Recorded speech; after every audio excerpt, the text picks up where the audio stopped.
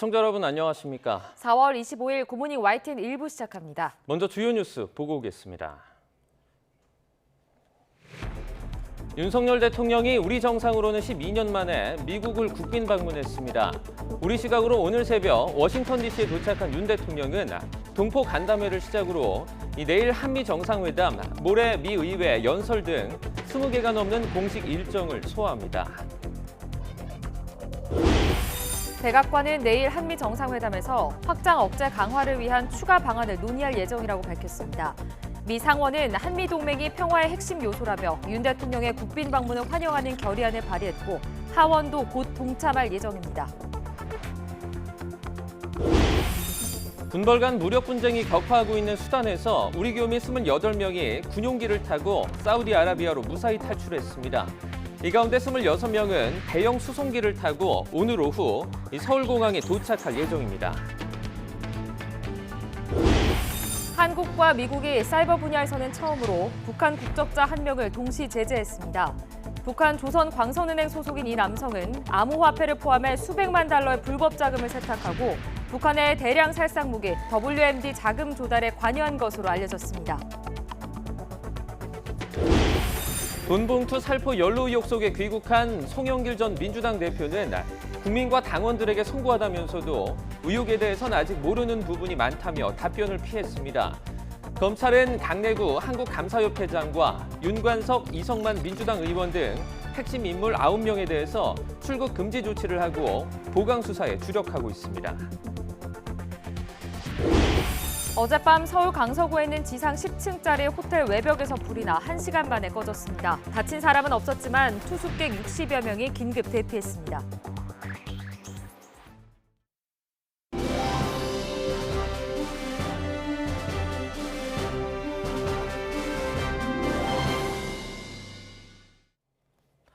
네, 첫 소식입니다. 윤석열 대통령이 우리 정상으로는 12년 만에 미국을 국빈 방문했습니다. 네, 70주년을 맞는 한미 동맹을 강화하고 대한민국 1호 영업사원으로 경제 외교에도 앞장설 텐데요.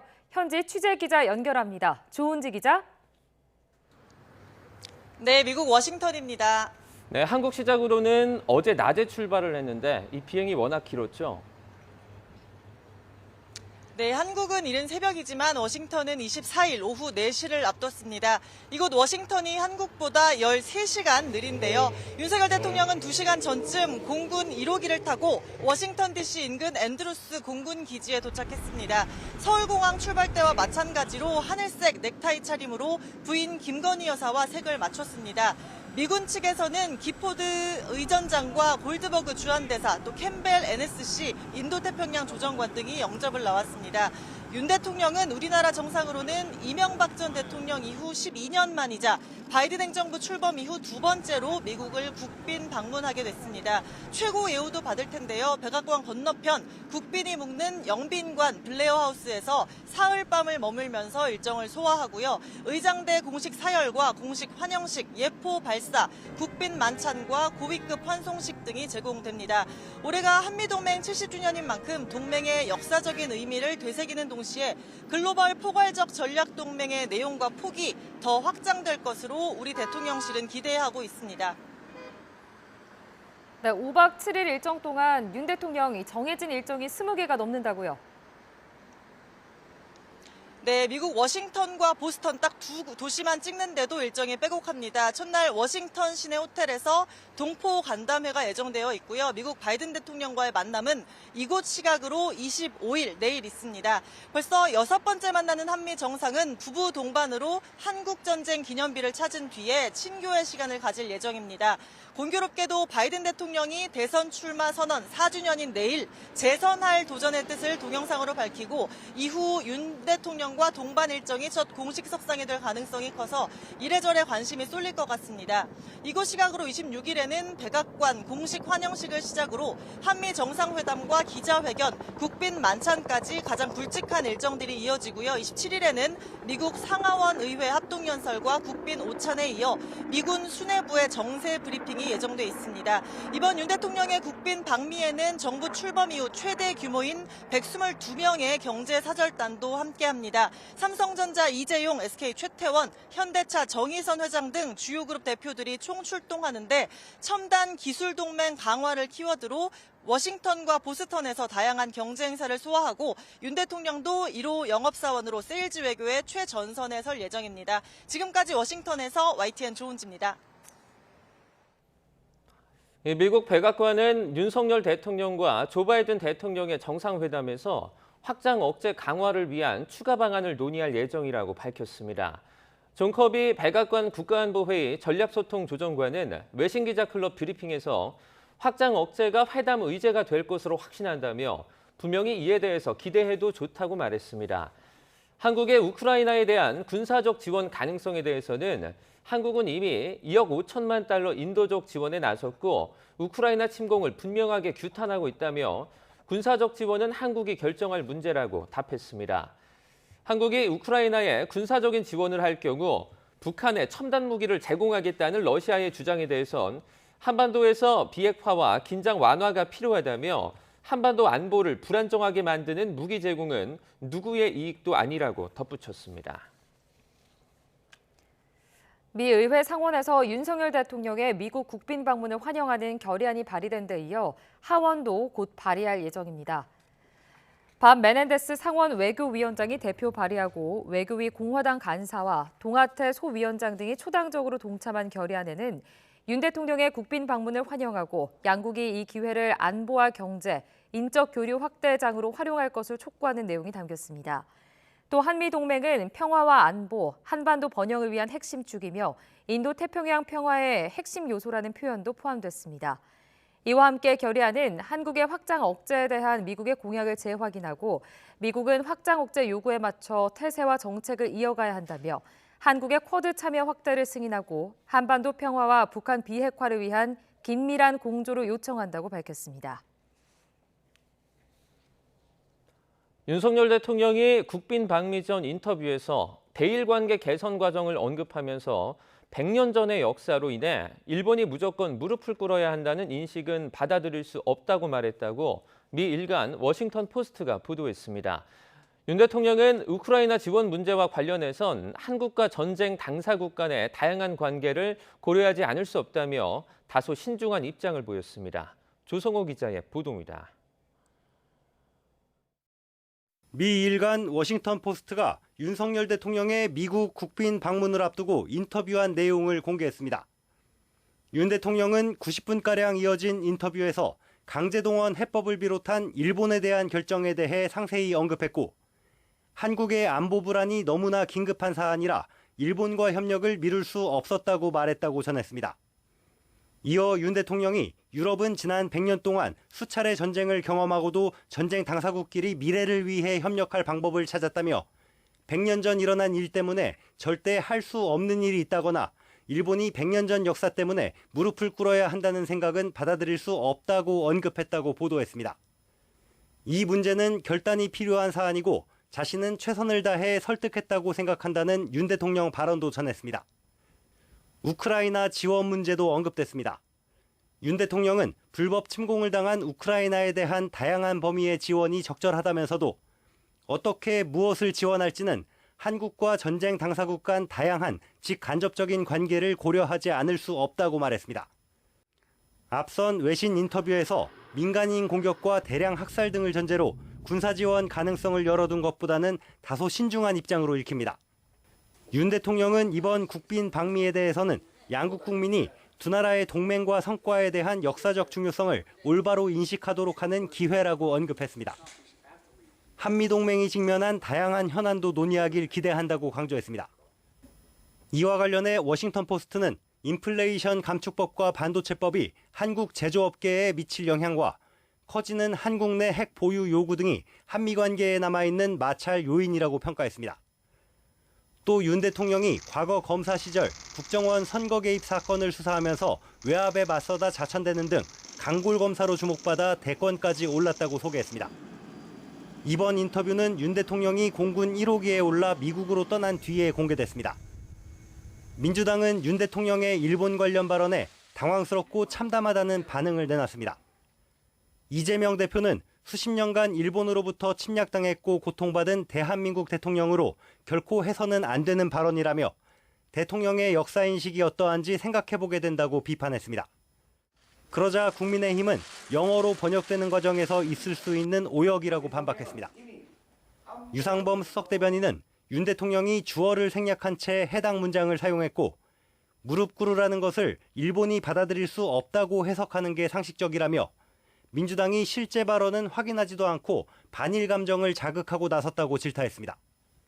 대통령실은 무조건 안 된다는 식의 접근이 미래 한일 관계에 도움되지 않는다는 취지에서 비롯한 발언이라며 한일 관계 개선도 미래를 향해서 가야 할 길이라고 강조했습니다. YTN 조성호입니다. 일본은 윤석열 대통령의 미국 국빈 방문을 예의주시하면서 한미 정상 간 논의될 핵 확장 억제 논의도 주목하고 있습니다. 또 한미 정상회담 기간 북한의 도발 가능성에 대해서도 촉각을 곤두세우는 모양새입니다. 도쿄에서 김세호 특파원의 보도입니다. 일본 언론들은 윤 대통령이 공군 1호기에 오르는 모습을 내보내며 한미 정상회담 일정을 상세히 전했습니다. 한미 동맹이 70년을 맞았다는 점과 함께 2011년 이후 첫 국빈 방문이라는 점도 부각했습니다. 주목하는 부분은 한미 정상 간 이뤄질 핵 확장 억제 전략 논의입니다. 북한의 탄도미사일 능력이 미 본토를 타격할 수 있다는 평가가 나오는 등 과거 도발과는 차원이 달라진 만큼 일본으로서는 미국이 자국의 안보를 어떤 방식으로 보장할 수 있을지 한미 정상회담을 통해 엿볼 수 있기 때문이라는 분석이 나옵니다.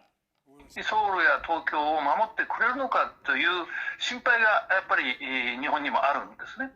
ですからそういう日本の心配をアメリカが今回の韓米首脳会談においてどういう形で解消してくれるのかということがやっぱり注目ですし 일본은 북한이 최근 군사정찰 위성 발사 의지를 밝히자 이에 대비한 파괴 조치 준비 명령을 내리고 오키나와 현에는 지대공 유도탄 패트리엇을 배치하기로 했습니다. 弾道ミサイル等に対する破壊措置を命じる可能性があるため、防衛省において沖縄県の地区への PAC3 部隊の展開およびイージス艦の展開など所要の準備を実施することとしました。 특히 일본은 북한이 지난 3월 윤 대통령의 일본 방문 당일에도 ICBM을 발사했듯이 이번 방미 기간에도 비슷한 도발 가능성에 촉각을 곤두세우는 모습입니다. 이번 한미 정상회담 합의는 앞으로의 미일 간 논의에도 상당 부분 영향을 줄 수 있는 만큼 일본도 회담 결과를 주시할 것으로 보입니다. 도쿄에서 YTN 김세호입니다. 수단 군벌 간의 무력 분쟁으로 위험에 처했던 현지 교민 28명이 무사히 우리 군용기에 탑승해 위험 지역을 벗어났습니다. 오늘 오후 한국에 도착할 예정인데 대통령실은 안전이 귀환할 때까지 긴장의 끈을 놓지 않겠다고 밝혔습니다. 박석영 기자입니다. 수단 교민 28명을 태운 우리 군용기가 드디어 사우디아라비아 제다에 도착했습니다. 어린아이를 안은 엄마부터 어깨에 무거운 가방을 맨 교민들까지 수단 군벌 간 무력 충돌로 불안에 떨어왔던 교민들에게도 안도의 미소가 피었습니다. 지난 약 10여일간 수단 내 무력 충돌로 지극히 어려운 여건 속에서도 아무런 피해 없이 철수를 희망하는 우리 국민 28명 전원이 안전하게 위험 지역을 벗어나게 되었습니다. 구출된 28명 가운데 당장 귀국을 원하지 않는 2명을 제외한 교민 26명은 제다에서 대형 수송기를 타고 오늘 오후 4시쯤 서울공항에 도착합니다. 정부는 귀국 후 교민들의 건강 상태 확인은 물론 필요한 편의가 제공되도록 조치할 방침입니다. 약속을 뜻하는 작전명 프라미스로 진행된 이번 구출 작전. 교민들은 교전이 한창이던 수단의 수도 하르툼에서 군용기가 기다리던 북동부 항구 도시 포트 수단까지 육로로 이동했는데 안전을 위해 경로를 바꿔가며 이동해 850km 정도 거리를 지나는데 꼬박 24시간 이상이 걸렸습니다. 작전 과정에서 미국과 UAE, 사우디 등 우방국의 협조를 받았고 현지에 체류하던 일본인 일부도 우리 군의 보호하에 안전하게 탈출할 수 있었습니다. 앞서 윤석열 대통령은 작전 상황을 실시간 보고받으며 군용기와 청해부대 등 긴급 파견을 지시했고 조태용 국가안보실장은 윤 대통령 지시에 따라 미국 국빈 방문에 동행하지 않고 서울에 남아 철수 작전을 지휘했습니다. YTN 박서경입니다. 한국과 미국이 불법 사이버 활동으로 북한 대량 살상 무기 WMD 자금 조달에 관여한 북한 국적자 1명을 동시 제재했습니다. 사이버 분야에서 한미 동시 제재는 이번이 처음입니다. 최근 북한 핵미사일 개발에 돈줄로 떠오른 불법 사이버 활동을 긴밀한 공조로 차단에 나선 겁니다. 이종수 기자입니다. 외교부는 어젯밤 암호화폐 세탁 등으로 북한 핵미사일 개발 자금 조달에 관여한 조선광선은행 소속 심연섭을 미국과 함께 독자 제재 명단에 올린다고 밝혔습니다. 미 재무부도 심연섭을 비롯한 3명에 대한 제재 조치를 발표했습니다. 심연섭은 해외 불법 체류하며 신분을 위장해 활동하는 북한 IT 인력이 벌어들인 암호화폐를 포함해 수백만 달러 불법 자금을 세탁하고 이들에게 금전적 지원을 했습니다. 그가 소속된 조선광선은행은 2016년 3월 유엔 안전보장이사회 제재 대상으로 지정된 바 있습니다. 한미가 북한과 관련해 동일 대상을 동시 제재한 건 2016년 12월 고려항공 등을 겨냥한 이후 6년 4개월 만입니다. 사이버 분야에선 이번이 처음입니다. 한미 두 나라는 그동안 수시로 실무그룹 협의를 진행하는 등 북한 불법 사이버 활동 차단을 위한 공조 노력을 기울여 왔습니다. 우리 정부는 앞으로도 북한의 불법 사이버 활동을 차단하기 위해 미국을 비롯한 국제사회와 긴밀히 공조해 나갈 예정입니다. 이번 대북 독자 제재는 윤석열 정부 출범 이후 6번째입니다. 지난해 10월 이후 개인 36명과 기관 41곳이 새로 제재 명단에 올랐습니다. 미 재무부가 제재한 심연섭을 제외한 나머지 2명은 중국과 홍콩 기반으로 활동하는 가상화폐 트레이더입니다. 이들은 북한 연계 해킹 조직 라자루스가 훔친 가상화폐를 실제 돈으로 바꾸는 것을 도왔습니다. YTN 이종수입니다.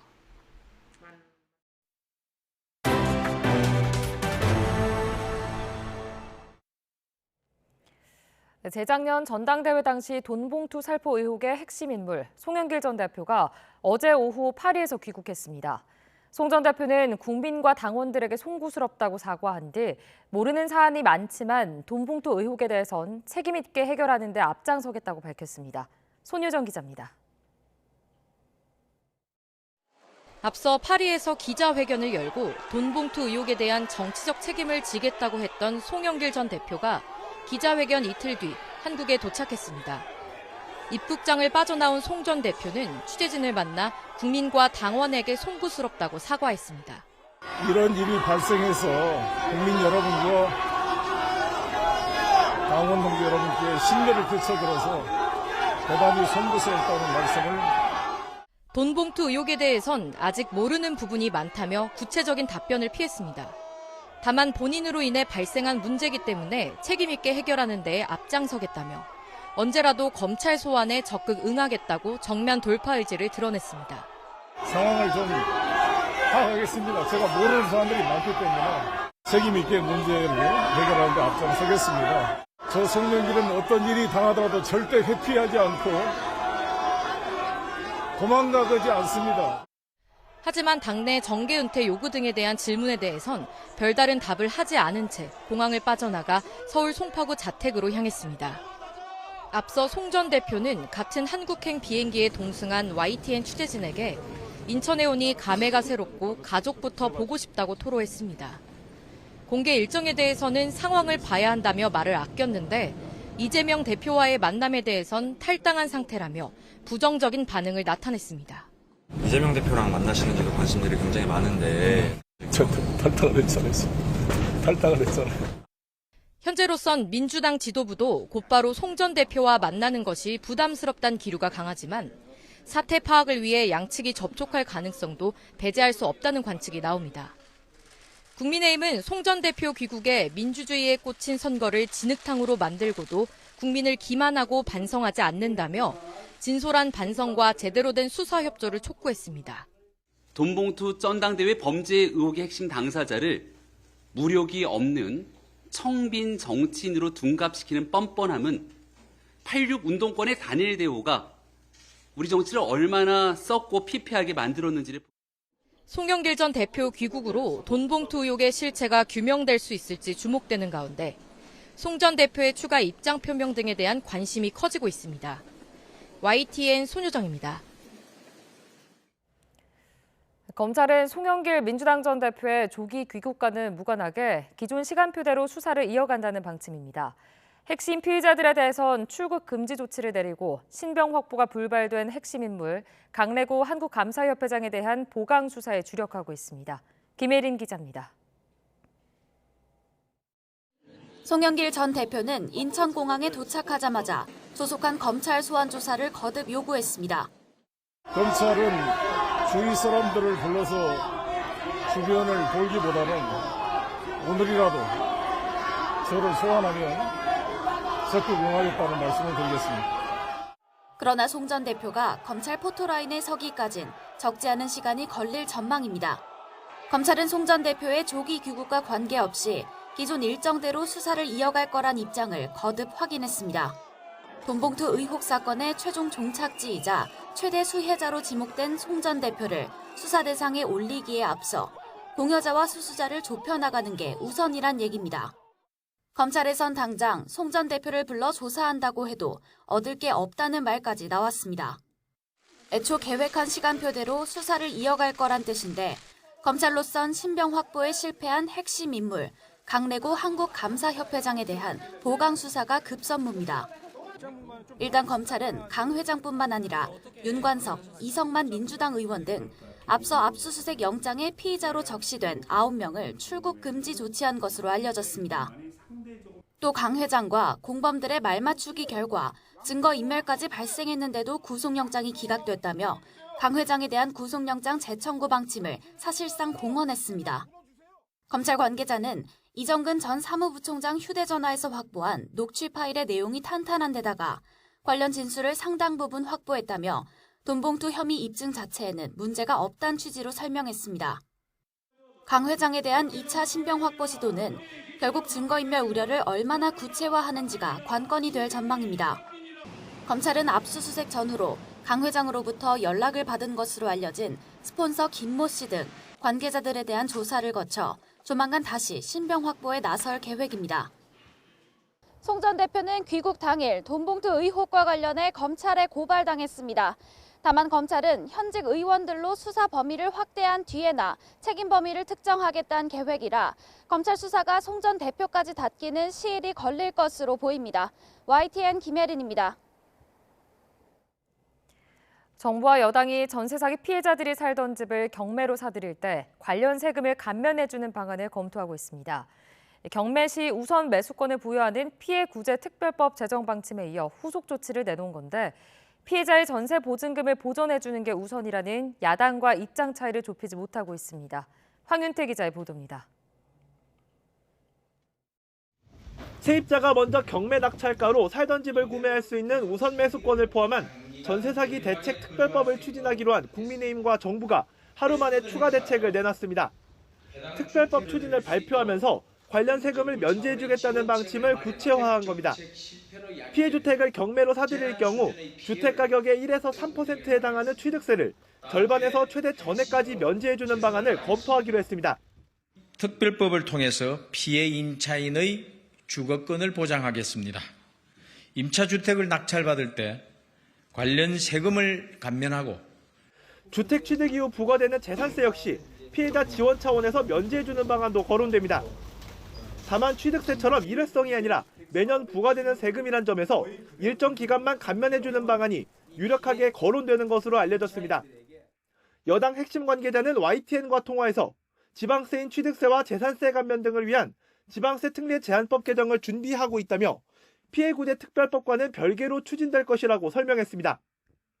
국민의힘 지도부는 당정이 발의할 특별법이 전세 사기 피해자들의 주거권을 지키려는 것이라고 강조하면서 야당의 협조를 촉구했습니다. 피해자들의 주거권을 지키는 가장 현실적인 대책이라고 생각합니다. 피해자들에게 주어진 시간이 거의 없는 만큼 이번 주 국회에서 입법이 마무리될 수 있도록. 하지만 국회 본회의가 이번 주 예정된 상황에서 함께 법안을 처리할 야당과 온도차를 낮추는 게 관건입니다. 민주당은 피해 세입자들에게 국가가 먼저 전세보증금을 돌려주고 이후에 집주인 등에게 구상권을 청구하는 방식으로 피해를 보전해줘야 한다는 입장을 고수하고 있습니다. 전세 사기 피해자들을 만난 이재명 대표도 국가가 피해 보상 예산에는 인색하다고 지적하면서 정부 여당의 전향적인 태도를 압박했습니다. 소액이라고 할 수밖에 없는 이런 피해 보상 관련된 예산에 대해서 너무 인색하다. 사람들이 죽고 사는 문제이기 때문에 저는 이런 점에 있어서 정부가 좀 더 과감한 전향적 태도를 보일 필요가 있다라고 생각되고. 하지만 재원과 형평성 문제로 재정으로 보증금을 반환하는 건 불가능하다는 정부 여당 입장도 완고하긴 마찬가지입니다. 가능하면 빠르게 전세 사기 대책 입법을 처리하겠다고 공감대를 이룬 여야가 실효적인 대책에 합의해 입법까지 이어갈 수 있을지 주목됩니다. YTN 황윤태입니다. 당정이 LH를 통해 전세 사기 피해 주택을 매입하는 방안 등 종합 대책이 담긴 법안을 준비하고 있지만 피해자들은 여전히 불안하다는 반응입니다. 보증금을 돌려받는 게 가장 효과적이라는 게 주장인데 정부는 어렵다고 거듭 밝혔습니다. 최기성 기자입니다.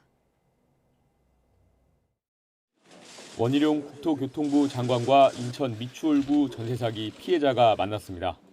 일방 통보가 아닌 소통 자리를 마련해달라는 요구가 먼저 나왔습니다. 당 간담회는 해주셨어요. 근데 그게 반쪽짜리잖아요. 맞잖아요. 4월 초에 다시 잡아주신다 했는데 안 잡으셨잖아요. 현재 정부가 내놓고 있는 대책이 특정 세대에만 적용되는 듯 보인다는 우려도 제기됐습니다.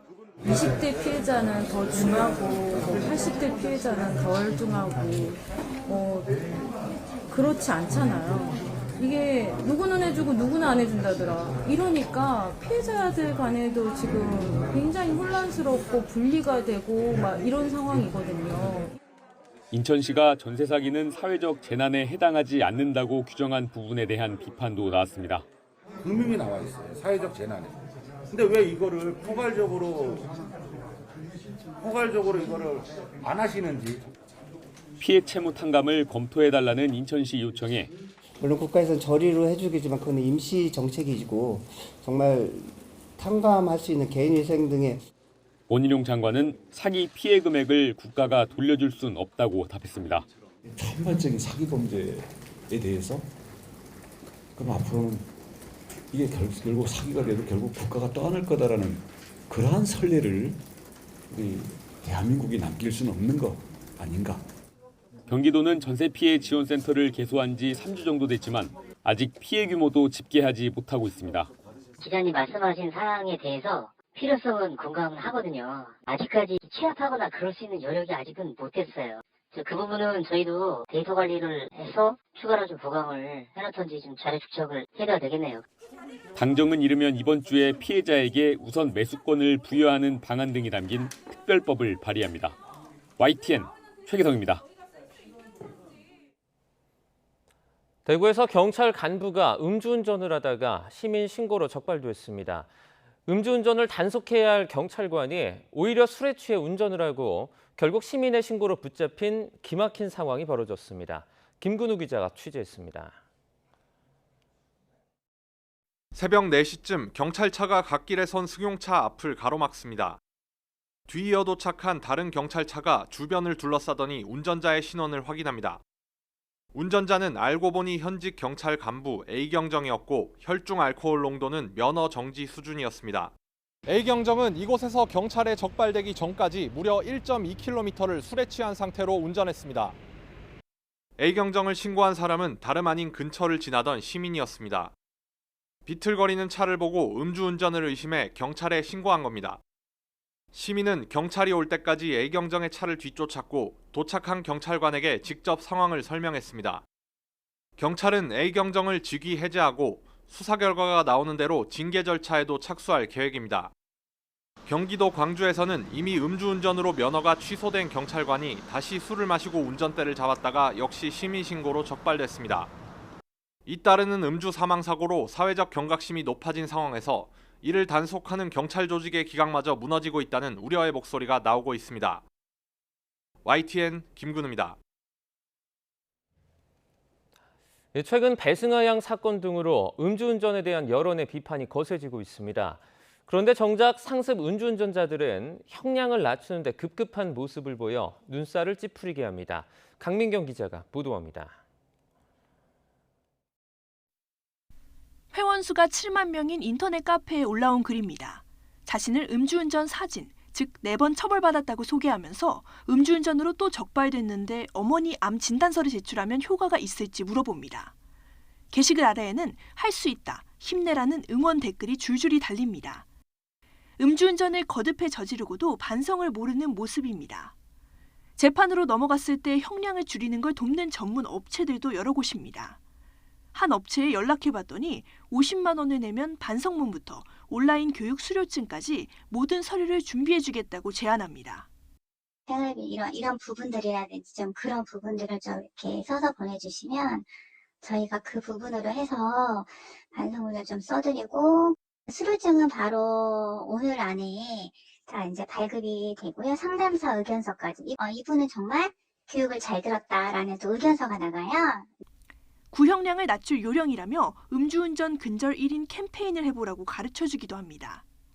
옷을 한 3-4벌, 5벌 정도 가지고 나가셔서 이제 갈아입고 며칠 동안 한 것처럼 하루 만에 몇 시간 만에 끝내셨던 분이 계시는데 그 부분은 누가 확인하는 부분은 아니니까.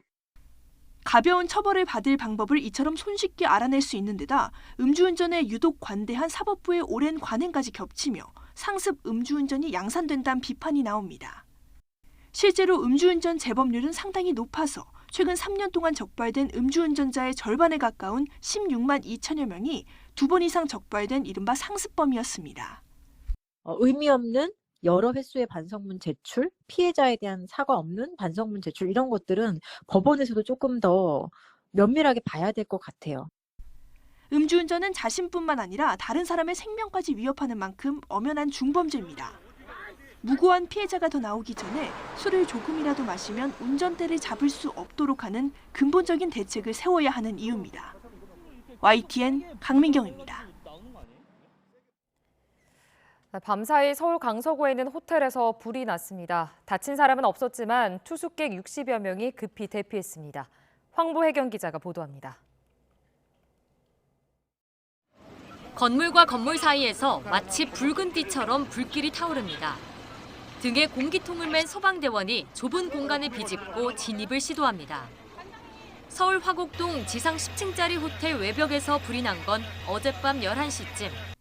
투숙객 60여 명이 스스로 대피한 가운데 불은 1시간 만에 꺼졌습니다. 그 호텔 앞 주변에 여러 시민들이 몰려 있었습니다. 소방차가 여러 대 서 있으니까 많이 겁이 나서. 다친 사람은 없었지만 대피 과정에서 한 명이 연기를 들이마셨습니다. 종이에 수돗물을 받자 금세 누런 흙탕물이 가득 찹니다. 샤워기 필터는 새까맣게 변했습니다. 어제 저녁 8시쯤부터 서울 암사동과 천호동 일대에서 수돗물에 흙탕물이 섞여 나오거나 단수가 됐다는 민원이 20여 건 접수됐습니다. 암사동 지하철 8호선 연장 공사 과정에서 상수도관을 옮겨 설치하려다 관이 파손되며 발생한 것으로 파악됐습니다. 상수도관 이설 공사를 하다가 그 관에서 파손이 돼가지고 잠수될 때 약간 이게 좀 관이 흔들려서 흙탕물이 좀 발생한 것 같아요.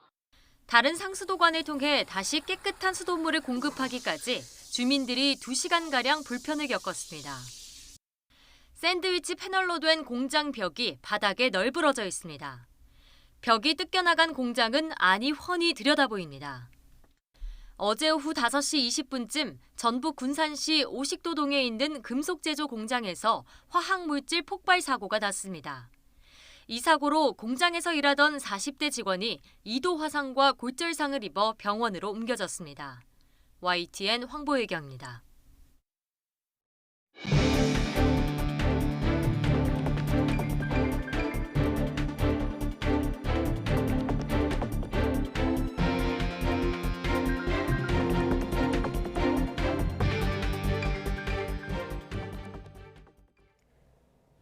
윤석열 대통령이 미국에 도착해 5박 7일 동안의 국빈 방문을 시작했습니다. 윤 대통령과 김건희 여사는 경기 성남시 서울공항을 출발해 현지 시각 24일 오후 1시 반, 우리 시각 오늘 새벽 2시 반쯤 미국 워싱턴 DC에 도착했습니다. 첫 일정으로는 미국 교표들과의 간담회가 예정돼 있고 미국 방문 이틀째인 25일에는 한국전 참전 영웅 기념비 참배와 조 바이든 대통령 부부와의 친교 시간 등이 계획돼 있습니다. 26일에는 백악관에서의 공식 환영식을 시작으로 한미 정상회담이 열립니다. 안보와 경제 등 다양한 분야가 논의되는데 특히 공동기자회견에서 한미 간 확장 억제 관련 내용이 발표될지가 관건입니다. 중국이 미국에 대한 보복으로 메모리 반도체 생산 기업인 마이크론 제재에 착수하자 미국이 우리나라에 중국의 반도체 부족분을 메우지 말아달라고 요청한 것으로 전해졌습니다. 윤석열 대통령의 방미에 맞춰 나온 얘기인데 미국과 중국 사이에서 우리 기업들의 어려움이 가중되고 있습니다. 보도에 박홍구 기자입니다. 미국 정부가 중국의 반도체 패권을 저지하려고 압박 강도를 높이자 중국은 지난달 말 보안 심사 강화를 명분으로 미국 마이크론에 대한 규제를 시작했습니다. 마이크론은 삼성전자와 SK하이닉스에 이어 세계 D램 시장에서 3위인 기업으로 지난해 매출 308억 달러 가운데 33억 달러, 약 11%를 중국에서 올렸습니다. 미국의 요청은 이 마이크론의 수출 공백을 삼성전자와 SK하이닉스 등 한국 기업이 메우지 말아달라는 것입니다. 영국의 파이낸셜 타임스는 미국 정부가 우리 정부에 이같이 요청했다며 윤석열 정부가 외교적 시험대를 맞고 있다고 보도했습니다. 그렇지 않아도 대중국 수출 감소와 실적 악화로 부진에 빠진 우리 반도체 업계는 고민이 더욱 깊어지게 됐습니다. 미국과 협력 관계를 가질 수밖에 없다라는 걸 염두에 둬야 되고 그 협력 관계의 수위를 어디까지 해야 되는지 그리고 우리가 무조건 미국 정부의 요구에 따라야 되는지. 우리 정부와 기업 측은 미국의 요청에 대해 입장을 밝히지 않았다고 파이낸셜 타임스는 전했습니다. 하지만 중국의 물량 확대가 현실화할 경우 마이크론의 부족분 때문인지 정확히 알 수 없는 상황에서 기업이 미국의 요구대로 하기가 쉽지 않을 것이란 관측이 나옵니다. 우리는 반도체 공급국이잖아요. 이 공급하는데 충실하면 됩니다. 우리가 잘못 공급하면 전 세계 전자제품 공급망이 혼란스러워져요. 국내 반도체 업계는 전례 없는 미국의 요구가 윤석열 대통령의 방미 직전에 나온 사실에 주목하고 있습니다. 업계는 큰 틀에서는 미국과 공동 보조를 취하되 경제 안보 논리로 기업의 이익이 훼손되는 일이 없도록 정부의 면밀한 대응을 주문했습니다. YTN 박홍구입니다. 전당대회 돈봉투 의혹과 관련해 더불어민주당 송영길 전 대표가 프랑스에서 급거 귀국했습니다. 송 전 대표는 모르는 사안이 많아 파악해야겠다면서도 절대 도망가지 않는다고 말했습니다. 직접 들어보시죠. 국민 여러분과 당원 동지 여러분께 신뢰를 끼쳐드려서 대단히 송구스럽다는 말씀을 드리겠습니다. 이제 도착했으니까 상황을 좀 파악하겠습니다. 제가 모르는 사람들이 많기 때문에 검찰은 주위 사람들을 불러서 주변을 돌기보다는 오늘이라도 저를 소환하면 적극 응하겠다는 말씀을 드리겠습니다. 저 송영길은 어떤 일이 당하더라도 절대 회피하지 않고 도망가지 않습니다. 이번 돈봉투 의혹과 관련해 일각에서 의혹의 핵심 당사자인 윤관석, 이성만 의원 등에 대한 출당, 탈당을 주장하는 목소리가 나오는 가운데 당 지도부는 지켜보자며 신중한 모습입니다. 국민의힘은 개인적인 일탈이 아니라 수십 명이 연루된 집단 범죄라며 공세 수위를 높였습니다. 김승환 기자입니다. 더불어민주당은 송영길 전 대표의 조기 귀국으로 한시름 놓으면서도 추가 수습책을 두고 골몰하는 분위기입니다. 의혹의 핵심으로 꼽히는 윤관석, 이성만 의원 출당과 탈당에 대한 당 안팎 요구가 잇따르고 있기 때문입니다. 자기들이 민주당을 자진 탈당하고 만약에 자진 탈당하지 않으면은 이재명 대표는 출당시켜야 된다. 윤 의원과 이 의원은 취재진의 연락을 받지 않고 있고 거취 관련 입장도 내놓지 않고 있습니다. 민주당은 송 전 대표 귀국 결정 뒤 열린 첫 최고위 회의에서도 이 문제를 다루지 않았는데 좀 더 기다리는 게 맞는다는 입장입니다. 또 국민의힘 김연아 전 의원의 공천 뇌물 의혹을 정면 겨냥하며 역공을 펴기도했습니다. 혹시 의원석 이성만 의원도 수당 내지 탈당 조치해야 한다고 생각하시나요? 김연아 의원은 어떻게 돼가고 있어요? 몰라요? 아무래도 이상합니다. 왜 이런 내용이 1년 전부터 있었는데 이 녹취는 언론에 보도가 안 되는 거죠? 김 전 의원은 자신의 SNS에 매우 저질의 가짜뉴스이자 돈 봉투를 직접 요구한 적도 받은 적도 없다고 강하게 반박했습니다. 국민의힘도 돈 봉투 의혹이 있다고 몰아붙이고는 있지만 민주당 내에서는 비명계뿐 아니라 친명계에서도 검찰 수사만 바라보고 있을 수 없다는 위기감 섞인 목소리가 잇따라 나오고 있습니다. 이 조사에 협조에 적극 응하셔서 네. 이 실체에 정확하게 가능한 접근해보는 것이 국민의힘은 송 전 대표를 영웅시한 민주당이 가관이라며 단군 이래 최대 부정부패 혐의 주인공인 이재명 대표의 방탄에 여념이 없어 송 전 대표의 혐의가 별게 아닌 것 같으냐고 되물었습니다. 위장 탈당이 습관화된 민주당에서 송 전 대표의 임시 탈당은 책임을 지는 자세가 전혀 아닙니다. 정의당 역시 민주당이 송 전 대표로 꼬리 자르며 국민에서 일탈했다며 당 존폐의 명운을 걸고 엄정 조치에 나서라고 촉구했습니다. 더불어민주당 내에선 전수조사, 비상의원총회 등 100가쟁명식 대응 방안이 터져나오고 있습니다. 당 지도부는 기존 입장을 고수하고 있는데 이번 일로 당내 갈등이 본격화할 가능성도 배제할 수는 없습니다. YTN 김승환입니다. 인천 전세 사기 주범 이른바 건축왕 남모 씨가 강원도 동해안권 경제자유구역 개발 사업에도 손을 댄 것으로 드러났습니다. 사업자 선정 과정 등에서 특혜 의혹이 불거졌는데 남 씨는 사업 취지와 달리 아파트 9천 채를 지으려 했던 것으로 알려졌습니다. 송세욱 기자가 취재했습니다. YTN이 입수한 2021년 8월 동해안권 경제자유구역청에서 열린 망상일지구 투자협약식 영상입니다. 인천 전세 사기로 구속된 남모 씨와 최문순 전 강원도지사, 당시 경제자유구역청장 등이 참석했습니다. 본인 씨는 필리핀의 S그룹과 망상 제1지구 개발 사업에 대한 투자 협약을 체결하게 되었습니다. 앞서 2018년 11월 남 씨가 세운 특수 목적법인 동해 ECT는 망상 1지구 개발 사업권을 따냈습니다. 이 과정에서 특혜 의혹이 제기됐습니다. 사업자가 되려면 개발 부지를 50% 넘게 가지고 있어야 하는데 당시 남 씨는 30%도 채 확보하지 못한 상태였습니다. 그런데 경제자유구역청이 갑자기 전체 사업 면적 639만 제곱미터를 40% 가까이 줄이고 3개 지구로 나누는 등 개발 계획을 바꾼 겁니다. 결과적으로 동해 ECT는 땅을 더 확보하지 않고도 기준을 충족해 사업자로 지정됐습니다.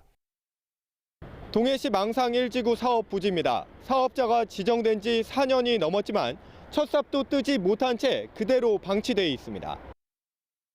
지역에서는 초기부터 남 씨의 사업 능력이 부풀려졌고 망상지구 개발이 국제복합관광도시 건립이라는 취지와 달리 아파트 건설 사업으로 변질됐다는 의혹도 제기됐습니다. 원래는 관광 개발인데 어느 날에 이걸 아파트를 짓겠다. 9,500세대를 짓겠다. 그것도 가장 노른자라고 하는 망상지구 개발은 2013년부터 추진된 최문순 전 강원도지사의 역점 사업이었습니다. 강원도는 감사에 착수했습니다. 인천에서도 그렇게 피해를 주던 사기꾼이 이제는 강원도까지 와서 강원도민에게 피해를 줬다고 하면은 이거는 참을 수 없는 겁니다.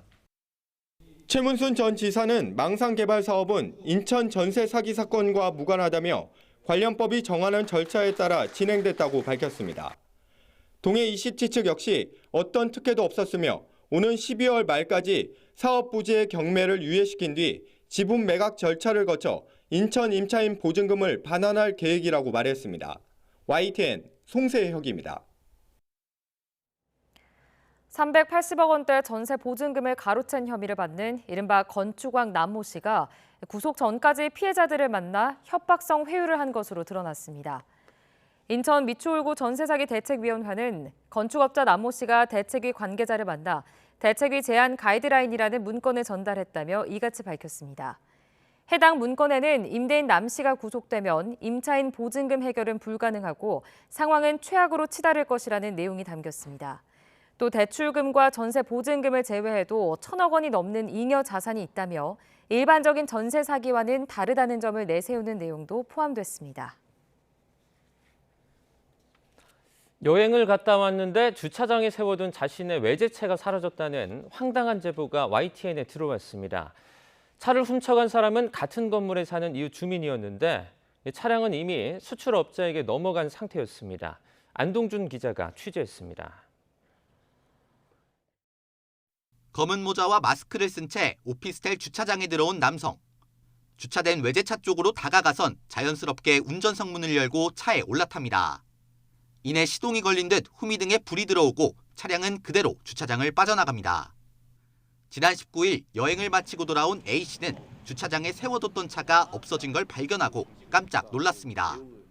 관리사무소를 찾아 CCTV를 확인했고 이틀 전 같은 건물에 사는 40대 남성이 차량에 접근하는 장면을 찾아냈습니다.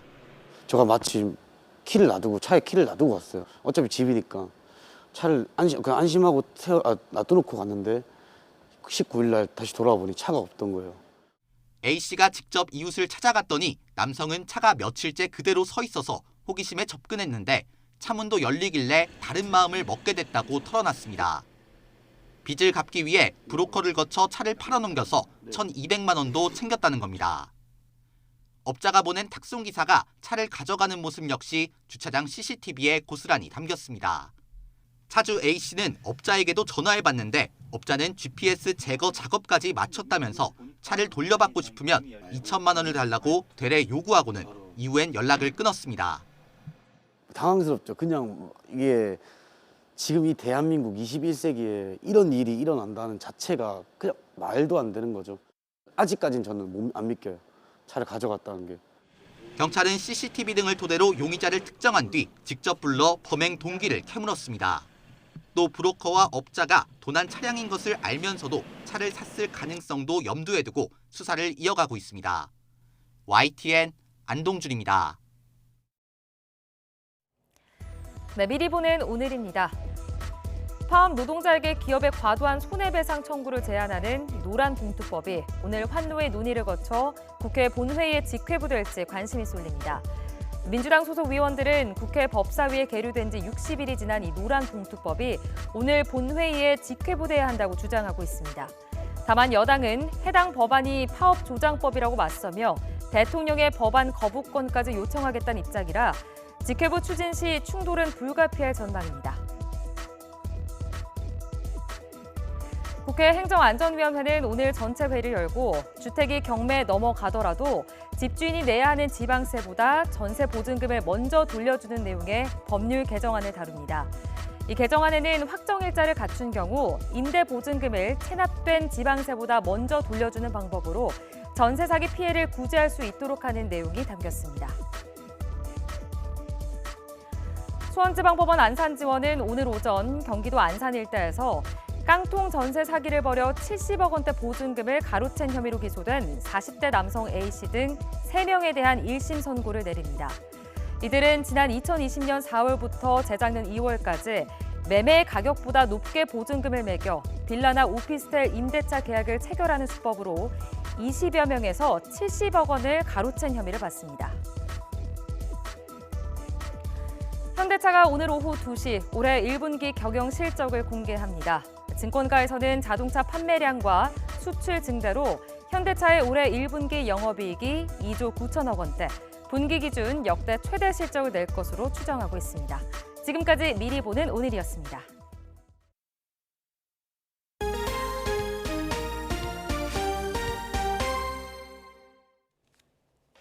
고등학교 팀도 대학교 팀도 하나 없는 우리나라 여자 아이스하키가 사상 처음으로 세계선수권 2부 승격의 쾌거를 이뤄냈습니다. 신들린 선방으로 골문을 굳게 지킨 대표팀의 수문장 허은비 선수를 허재원 기자가 만나고 왔습니다. 1초!